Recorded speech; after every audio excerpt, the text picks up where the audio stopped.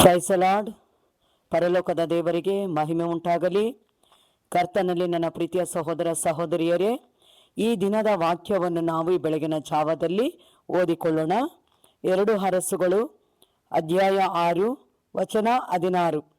ಆಗ ಎಲಿಷನು ಅವನಿಗೆ, ಹೆದರಬೇಡ, ಅವರ ಕಡೆಯಲ್ಲಿರುವವರಿಗಿಂತಲೂ ನಮ್ಮ ಕಡೆಯಲ್ಲಿರುವವರು ಹೆಚ್ಚಾಗಿದ್ದಾರೆ ಎಂದು ಹೇಳಿ.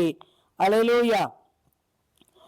ದೇವರ ನಾಮಕ್ಕೆ ಮಹಿಮೆಯನ್ನು ಸಲ್ಲಿಸುತ್ತಾ, ಪ್ರೀತಿಯ ದೇವ ಜನಗಳೇ, ಎಲಿಷನು, ದೇವರ ಮನುಷ್ಯನಾದ ಎಲಿಷನು ತನ್ನ ಸೇವಕನಾಗಿರುವಂಥ ಗೆಹಾಜಿ, ಹಲ್ಲೆಲೂಯ.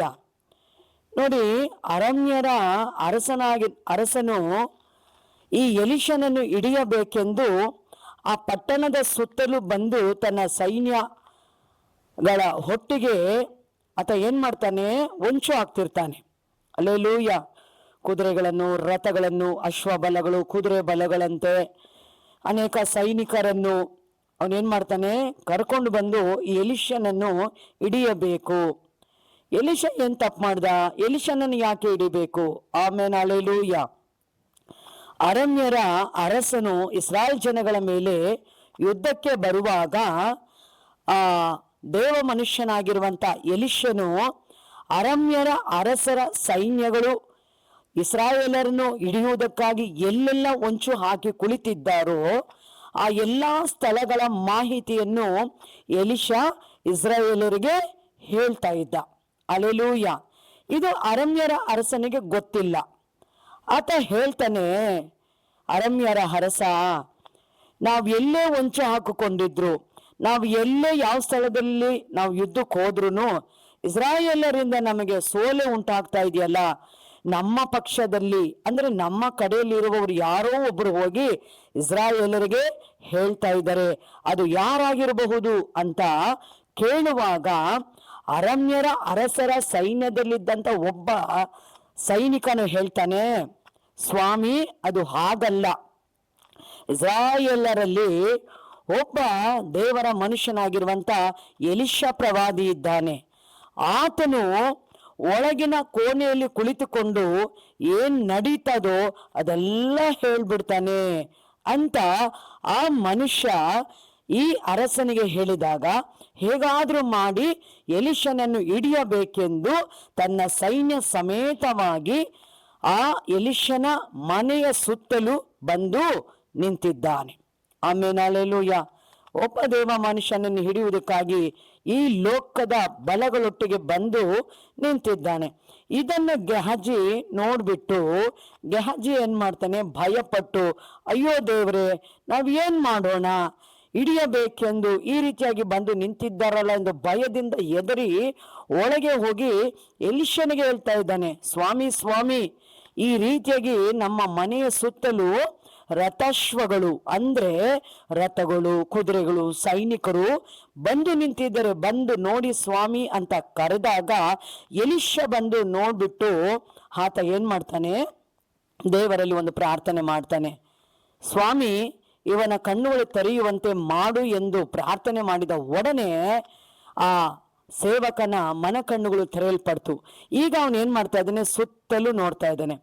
ಮೊದಲು ಅವನು ನೋಡಿದ್ದು ಅರಣ್ಯರ ಸೈನ್ಯದ ಅಶ್ವಗಳು, ರಥಗಳು, ಸೈನಿಕರನ್ನ. ಈಗ ಎಲಿಷ ಪ್ರಾರ್ಥನೆ ಮಾಡಿದ ಕೂಡಲೇ ಅವನ ಕಣ್ಣುಗಳು ತೆರೆಯಲ್ಪಡ್ತು. ಈಗ ಅವನು ನೋಡ್ತಾ ಇದ್ದಾನೆ, ಎಲಿಷನ ರಕ್ಷಣೆಗಾಗಿ ಎಲಿಷನ ಮನೆಯ ಸುತ್ತಲೂ ಪರಲೋಕದಿಂದ ಅಗ್ನಿಮಯವಾದ ರಥಗಳು, ಕುದುರೆಗಳು ಬಂದು ನಿಂತಿದ್ದಾವೆ. ಆಮೇಲೆ ಹಲ್ಲೆಲೂಯ. ಇದನ್ನು ಕಂಡಂತ ಎಲಿಷನ ಸೇವಕನು ಭಯಪಟ್ಟು ಆತ ಇದನ್ನ ನೋಡ್ತಾ ಇದ್ದಾನೆ. ಹಲ್ಲೆಲೂಯ. ಆ ಸಮಯದಲ್ಲಿ ಅಂದ್ರೆ ಅರಣ್ಯರ ಸೈನ್ಯವನ್ನು ಕಂಡಂತ ಸಮಯದಲ್ಲಿ ಎಲಿಷ ಒಂದು ಮಾತು ಹೇಳ್ತಾನೆ, ಅವರ ಕಡೆಯಲ್ಲಿರುವವರಿಗಿಂತಲೂ ನಮ್ಮ ಕಡೆಯಲ್ಲಿರುವವರು ಹೆಚ್ಚಾಗಿದ್ದಾರೆ. ಹಲ್ಲೆಲೂಯ. ಹೌದು ಪ್ರೀತಿಯ ದೇವರ ಮಕ್ಕಳೇ, ಈ ಲೋಕದ ಶಕ್ತಿಗಳು ನಮ್ಮನ್ನು ಎದುರಿಸಲು ಬರುವಾಗ ಪರಲೋಕದ ದೇವರು ನಮ್ಮನ್ನು ಬಲಪಡಿಸುತ್ತಾನೆ, ನಮಗೆ ಧೈರ್ಯ ಕೊಡುತ್ತಾನೆ. ಇದೇ ರೀತಿಯಾಗಿ ಐಗುಪ್ತ ದೇಶದಲ್ಲಿ ಮೋಶೆ ಏನ್ ಮಾಡ್ತಾನೆ, ಫರೋಹನ ಮುಂದೆ ತನ್ನ ಕೈಯಲ್ಲಿರುವಂತ ಕೋಲನ್ನು ಹಾಕಿದಾಗ ಅದು ಸರ್ಪವಾಗ್ಬಿಡ್ತು. ಹಲ್ಲೆಲೂಯ. ಅದೇ ರೀತಿಯಾಗಿ ಅಲ್ಲಿದ್ದಂಥ ಮಂತ್ರವಾದಿಗಳು ಏನು ಮಾಡಿದ್ರು, ಅವ್ರ ಕೈಯಲ್ಲಿರುವಂಥ ಕೋಲುಗಳನ್ನು ಕೆಳಗೆ ಹಾಕಿದಾಗ ಅವುಗಳು ಕೋಲಾಗ್ಬಿಡ್ತು. ವ್ಯತ್ಯಾಸ ಇಷ್ಟೇ ದೇವರ ಮಕ್ಕಳೇ, ಮೋಶೆಯ ಕೋಲು ಏನು ಮಾಡ್ತು, ಇಡೀ ಐಗುಪ್ತ ದೇಶದಲ್ಲಿರುವಂಥ ಮಂತ್ರವಾದಿಗಳ ಎಲ್ಲ ಹಾವುಗಳನ್ನ ನುಂಗಿ ಬಿಡ್ತು. ಆಮೇಲೆ ಹಲ್ಲೆಲೂಯ. ಯೋಹಾನನು ಹೇಳ್ತಾನೆ, ಈ ಲೋಕದಲ್ಲಿ ಇರುವನಿಗಿಂತಲೂ ನಮ್ಮ ಒಳಗಿರುವ ಆತನು ದೊಡ್ಡವನು ಎಂದು ಯೋಹಾನ್ ಹೇಳ್ತಾ ಇದ್ದಾನೆ. ಎಲಿಷಾ ಹೇಳ್ತಾ ಇದ್ದಾನೆ, ಅವರ ಕಡೆಯಲ್ಲಿ ಇರೋರಿಗಿಂತಲೂ ನಮ್ಮ ಕಡೆಯಲ್ಲಿ ಇರೋರು ಹೆಚ್ಚಾಗಿದ್ದಾರೆ. ಹಲ್ಲೆಲೂಯ. ನೋಡ್ರಿ, ಈ ಲೋಕದಲ್ಲಿ ಅನೇಕ ಮಂತ್ರವಾದಿಗಳು, ಕಣಿಯಲ್ಲವರು ಏನ್ ಮಾಡ್ತಾರೆ, ಅಶುದ್ಧ ಆತ್ಮಗಳ ಬಲಗಳನ್ನು ಹೊಂದಿಕೊಂಡು ಅದರಿಂದ ಅದ್ಭುತಗಳನ್ನು ಮಾಡ್ತಾ ಇದ್ದಾರೆ. ಆದರೆ ಹಲ್ಲೆಲೂಯ, ಈ ಸೈತಾನ್ ಏನ್ ಮಾಡ್ತಾ ಇದ್ದಾನೆ, ಅದ್ಭುತಗಳನ್ನು ಮಾಡ್ತಾ ಇದ್ದಾನೆ. ಆಮೇಲೆ ಹಲ್ಲೆಲೂಯ. ಆದ್ರೆ ಪರಲೋಕದ ದೇವರಾಗಿರುವಂತ ನಮ್ಮ ಕರ್ತನ್ ಏನ್ ಮಾಡ್ತಾ ಇದ್ದಾನೆ, ತನ್ನ ಭುಜಬಲದಿಂದ ಹಲ್ಲೆಲೂಯ, ಯಾವ ಅಶುದ್ಧ ಆತ್ಮಗಳು ದೇವರ ಮುಂದೆ ನಿಲ್ಲೋದಿಲ್ಲ, ಯಾವ ಮಂತ್ರ ಶಕ್ತಿಗಳು ದೇವರ ಮುಂದೆ ನಿಲ್ಲೋದಿಲ್ಲ, ಯಾವ ಪೀಡೆ ಪಿಚಾಚಿಗಳು ಕರ್ತನ ಮುಂದೆ ನಿಲ್ಲಕ್ಕಾಗೋದಿಲ್ಲ. ಈ ಲೋಕದ ಬಲ ದೇವರ ಮುಂದೆ ಏನು ಇಲ್ಲ. ನೋಡ್ರಿ, ಪರಲೋಕದ ಬಲ ಏನ್ ಮಾಡ್ತು, ಎಲಿಷನ ರಕ್ಷಣೆಗಾಗಿ ಇಳಿದು ಬಂತು. ಇವತ್ತು ಪ್ರೀತಿಯ ದೇವ ಜನಗಳೇ, ನಮ್ಮಲ್ಲಿರುವಾತನು, ನಮ್ಮೊಳಗಿರುವಾತನು, ನಮ್ಮ ಕಡೆಯಲ್ಲಿರುವಾತನು ಹಲ್ಲೆಲೂಯ ದೊಡ್ಡವನು. ಏಸು ದೊಡ್ಡವನು. ಹಲ್ಲೆಲೂಯ. ನಮ್ಮ ದೇವರು ಯಾವಾಗಲೂ ದೊಡ್ಡವನಾಗಿ ಇದ್ದಾನೆ ಆತನು. ಹಲ್ಲೆಲೂಯ.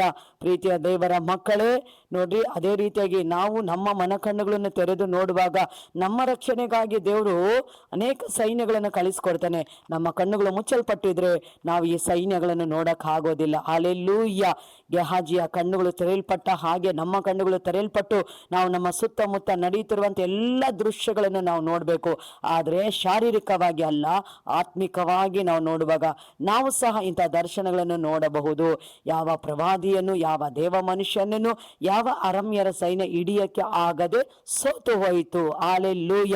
ಪ್ರೀತಿಯ ದೇವ ಜನಗಳೇ, ಕರ್ತನು ಈ ದಿನದಲ್ಲಿ ಕೊಟ್ಟಿರುವಂತ ಈ ವಾಕ್ಯಕ್ಕಾಗಿ ನಾನು ಸ್ತೋತ್ರ ಮಾಡ್ತೀನಿ. ಯಾವ ಸೈತಾನ ಶಕ್ತಿಗಳಾಗಲಿ, ಅಶುದ್ಧ ಆತ್ಮಗಳಾಗಲಿ, ಮಂತ್ರ ಶಕ್ತಿಗಳಾಗಲಿ, ಕಣಿಶಾಸ್ತ್ರದ ಆವಿಗಳಾಗಲಿ ಯಾವ ದೇವ ಮಕ್ಕಳನ್ನು ಮುಟ್ಟಬಾರ್ದು ಅನ್ಬಿಟ್ಟು ದೇವರು ಏನ್ ಮಾಡಿದ್ದಾನೆ, ಇವತ್ತು ರಕ್ಷಣೆಯಾಗಿ ಕೋಟೆಯಾಗಿ ನಮ್ಮ ಸಂಗಡ ನಿಂತಿದ್ದಾನೆ. ಹಲ್ಲೆಲೂಯ. ಭಯಪಡಬೇಡ್ರಿ, ಹೆದರಬೇಡ್ರಿ. ನಿಮ್ಮಲ್ಲಿರುವ ಆತನು ದೊಡ್ಡವನು. ನಿಮ್ಮ ಹಿಂದೆ ನಿಂತಿರುವಂತಹ ಸೈನ್ಯ ಪರಲೋಕದ ಸೈನ್ಯವಾಗಿದೆ. ಹಲ್ಲೆಲೂಯ. ದೇವರು ನಿಮ್ಮನ್ನು ಆಶೀರ್ವದಿಸಲಿ. ಈ ಬೆಳಗಿನ ಜಾವದಲ್ಲಿ ದೇವರು ಕೊಟ್ಟಿರುವಂತಹ ವಾಕ್ಯಕ್ಕಾಗಿ ಸ್ತೋತ್ರ ಮಾಡಿ ನಾವೊಂದು ಚಿಕ್ಕ ಪ್ರಾರ್ಥನೆ ಮಾಡೋಣ. ಹಲ್ಲೆಲೂಯ. ಸ್ತೋತ್ರ ಸ್ವಾಮಿ. ಹೌದಪ್ಪ, ಅವರ ಕಡೆಯಲ್ಲಿರುವವರಿಗಿಂತಲೂ ನಮ್ಮ ಕಡೆಯಲ್ಲಿ ಇರುವವರು ಹೆಚ್ಚಾಗಿದ್ದಾರೆ ಎಂದು ದೇವರ ಮನುಷ್ಯನಾದಂಥ ಎಲಿಷನ ಸ್ವಾಮಿ ಆ ಸ್ಥಳದಲ್ಲಿ ಎಂಥ ಸುಂದರವಾದ ವಾಗ್ದಾನವನ್ನು ಸ್ವಾಮಿ ಕೊಟ್ಟು ನಮ್ಮ ಆತ್ಮಗಳನ್ನು ಧೈರ್ಯಪಡಿಸಿ, ಚೈತನ್ಯಗೊಳಿಸಿ, ನಮ್ಮನ್ನು ಬಲಪಡಿಸಿಕೊಂಡಿರುವಂಥ ಈ ವಾಕ್ಯಕ್ಕಾಗಿ ನಾನು ಸ್ತೋತ್ರ ಮಾಡುತ್ತೇನಪ್ಪ. ಇದೇ ರೀತಿಯಾಗಿ ಸ್ವಾಮಿ ಎಲ್ಲ ಕರ್ತನೆ ದೇವ ಮಕ್ಕಳಲ್ಲಿ ಸ್ವಾಮಿ ನೀನು ದೊಡ್ಡವನಾಗಿದ್ದು ದೊಡ್ಡ ಕಾರ್ಯಗಳನ್ನು ಮಾಡುತ್ತಾ ಆತ್ಮೀಯವಾದ ಕಣ್ಣುಗಳನ್ನು ತೆರೆದು ಸ್ವಾಮಿ ಪರಲೋಕದ ದೃಶ್ಯಗಳನ್ನು ಕಾಣುವಂತೆ ಸ್ವಾಮಿ ಅವ್ರನ್ನ ಆಶೀರ್ವದಿಸಪ್ಪ. ಪ್ರಾರ್ಥನೆ ಕೇಳಿ ಹಾಗೆ ಮಾಡಿದಕ್ಕಾಗಿ ಸ್ತೋತ್ರ. ಯೇಸು ಕ್ರಿಸ್ತನ ನಾಮದಲ್ಲಿ ತಂದೆಯೇ, ಆಮೆನ್. ಹಲ್ಲೆಲೂಯ. ದೇವರು ನಿಮ್ಮನ್ನು ಆಶೀರ್ವದಿಸಲಿ. ನೋಡಿ, ನಿಮಗೆ ಈ ವಾಕ್ಯ ಇಷ್ಟವಾಗಿದ್ರೆ ಲೈಕ್ ಮಾಡ್ರಿ, ಶೇರ್ ಮಾಡ್ರಿ, ಕಮೆಂಟ್ ಮಾಡ್ರಿ ಮತ್ತು ಸಬ್ಸ್ಕ್ರೈಬ್ ಮಾಡ್ರಿ. ದೇವರು ಈ ದಿನ ಮೊದಲುಗೊಂಡು ನಿಮ್ಮನ್ನ ಆಶೀರ್ವದಿಸಲಿ. ಆಮೆನ್.